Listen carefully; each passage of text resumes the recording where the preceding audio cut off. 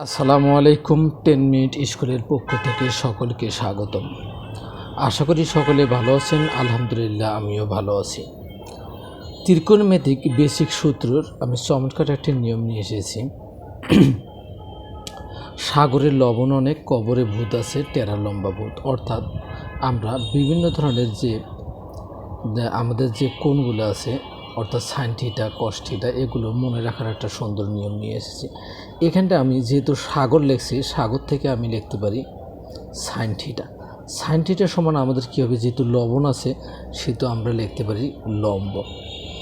এরপরে যেহেতু অনেক আছে, আমরা অনেক থেকে লিখব কি অতিভুজ। এরপর আমাদের কবর থেকে আমরা কি নিতে পারি, কস থিটা। কস থিটার সমান আমরা কি জানি, ভূত থেকে আমরা ভূমি লিখতে পারি, আর আসের থেকে আমরা কি লিখতে পারি, অতিভুজ। অর্থাৎ কস থিটার সমান ভূমি ভাগ অতিভুজ। এরপর আমরা টেরা থেকে আমরা লিখতে পারি ট্যান থিটা। ট্যান থিটা যেহেতু এখানটা আমাদের লম্বা আছে, লম্ব থেকে আমরা লিখতে পারি লম্ব, এবং ভূত থেকে আমরা লিখতে পারি কি ভূমি। অর্থাৎ আমরা ট্যান থিটার সমান লিখতে পারি লম্ব ভাগ কত, ভূমি। এগুলোকে আমরা যদি বিপরীত ক্রমে সাজাই তাহলে বাকি তিনটা আমরা পাবো। যেমন আমরা ট্যানের বিপরীতে আমরা কি জানি, কট থিটা।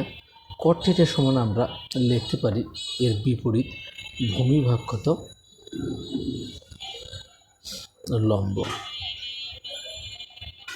এরপর আমরা কসের বিপরীতে আমরা লিখতে পারি সেক।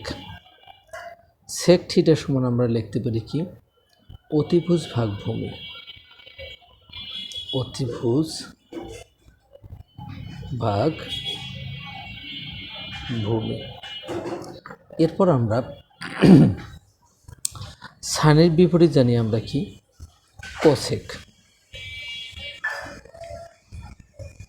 কসেক থিটার সমান আমরা কি জানি অতিভুজ ভাগ